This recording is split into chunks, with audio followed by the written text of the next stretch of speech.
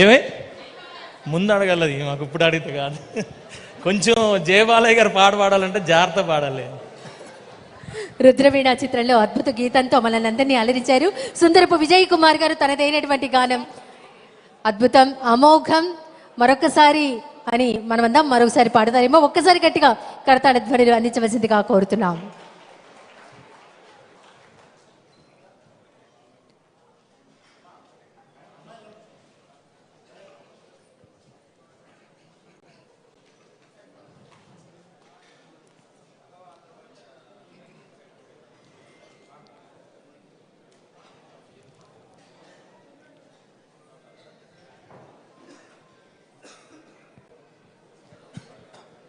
ఒక హుందాతనం ఉట్టిపడాలి అంటే